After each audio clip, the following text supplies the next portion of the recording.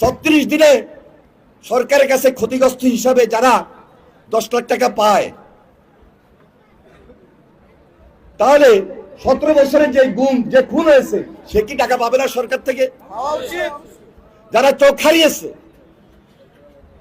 দৃষ্টিশক্তি নাই, পঙ্গুত্ব বরণ করেছে, তারা যদি 1 লাখ টাকা করে পায়, 17 বছরে যারা ক্ষতিগ্রস্ত হয়েছে তারা কি টাকা পাবে না?